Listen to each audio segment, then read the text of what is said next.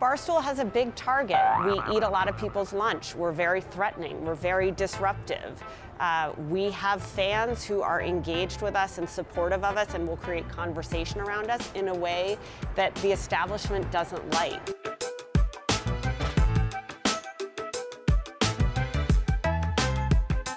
Barstool Sports is going big on sports betting. Through a partnership with Penn National Gaming, who acquired an initial 36% stake, Barstool wants to be America's go-to sports betting brand. I spoke with Barstool CEO Erika Nardini about this. We launched a sports book with our own name on it, so it's the Barstool Sportsbook. We're live in about 12 states, and what we think is really interesting about sports betting is that sports betting makes the game more engaging, and the way we talk about sports betting is very entertaining and it's very conversational. Don't bet more than you can afford. Don't drink and bet. You know, when you think you've gone too far, stop. And we have a lot of different personalities talk about that all of the time. While Penn's acquisition could help it compete against FanDuel and DraftKings, allegations against Barstool's founder could see regulators scrutinizing the deal. A report by Insider recounts several sexual misconduct allegations against Dave Portnoy. He has denied the allegations. This is far more serious allegations, painting me really as a sexual deviant. Serious.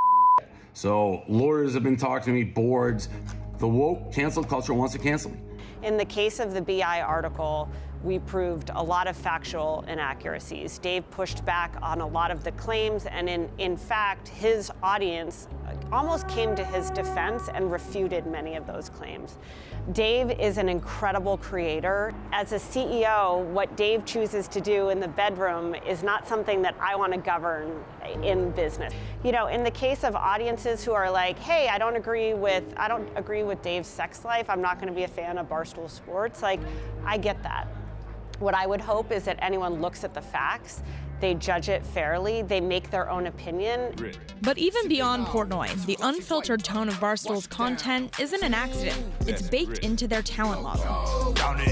We let our people run, right? And that's one of the things that's really different about our company is the level of trust and the level of experimentation we're comfortable with. It's the creative freedom that's allowed Barstool to grow so rapidly and to be so authentically engaging, precisely because it's not scripted and precisely because it's not overproduced and overpackaged, and we're comfortable with that.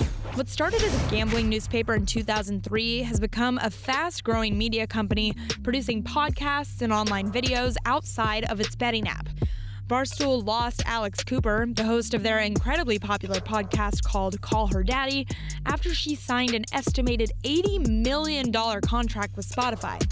Nardini says that's just business. We're happy for Alex Cooper, right? Alex Cooper had done 3 episodes of Call Her Daddy. I think they had 12,000 views. And she got an $80 million contract from Spotify in under 5 years. That's awesome. That hasn't stopped the company from planning to expand, with Barstool in talks with Major League Baseball to live stream games. That's according to Variety. And they're not stopping there. Barstool will get to the metaverse. I think there's a lot of buzz about NFTs, and we could create moments and do our own top shots and all stuff like that. We'll obviously start to experiment and do those things. What I actually think will become more interesting is when everything goes virtual. How do you find Barstool Sports? How do you wear Barstool Sports in a virtual world? How do you talk to Big Cat in the metaverse? And that's what we'll endeavor to figure out.